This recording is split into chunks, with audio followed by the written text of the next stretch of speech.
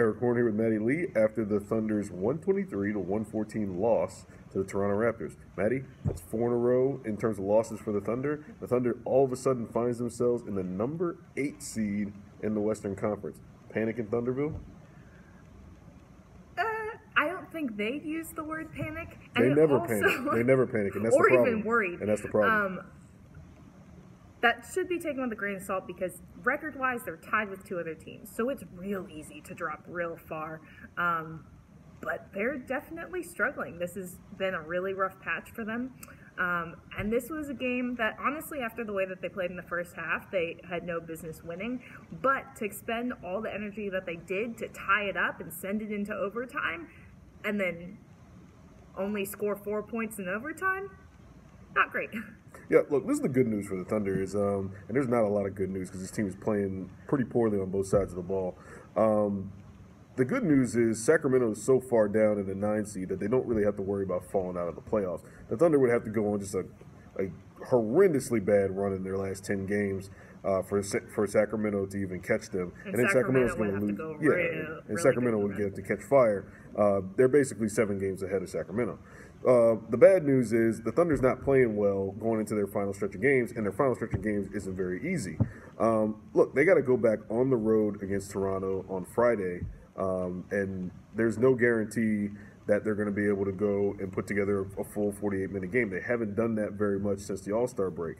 They're 4-6 in their last 10 games.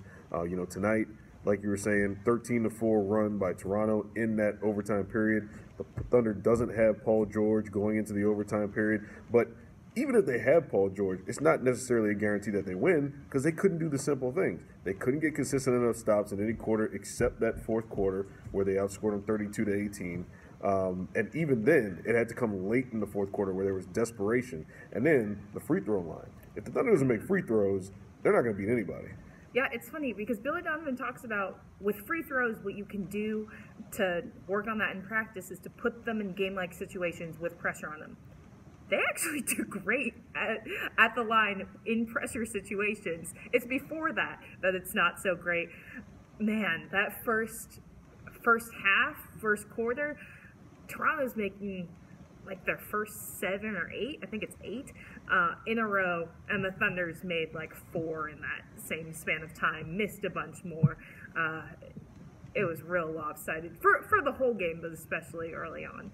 Yep, Thunder, they shoot, I think, 57% from the line. I think they started the game maybe 3 of 11 from the line. It's just inexcusable for a team that has this much talent to be this poor at foul shooting. And then look, they just didn't do many things to help themselves win the game tonight. They get it to 2 possessions in overtime, or rather it's a 2-possession game in overtime because the Thunder, got outscored, I think 8-0 to start the overtime period.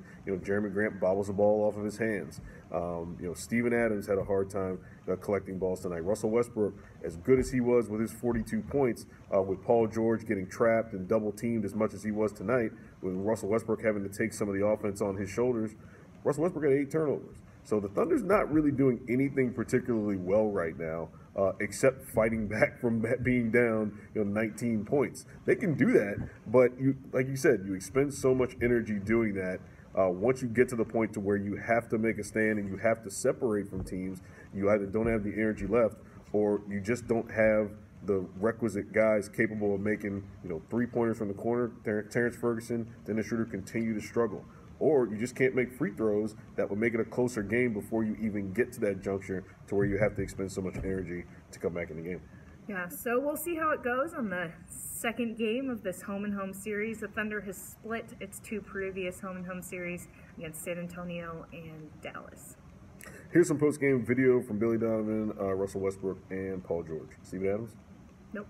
No Steven Adams. Sorry, y'all. Oh, by the way, it was Nick Collison night, and the Thunder disappointed Mr. Collison, who was sitting baseline with owner Clay Bennett. I don't know if personally Nick Collison was disappointed, but he can't be particularly happy with this latest stretch of Thunder play. Collison said that all teams go through this. They went through it when he was there. He says that he does like the Thunder's energy, or it wasn't energy, wasn't the word he used. The word that he used was... I can't think of it off the top of my head. Their edge. Thank you, Maddie. He liked the Thunder's edge this year, which, it would be nice if the Thunder brought that edge in the first half of games, particularly in the All-Star break. And frankly, out of halftime, too.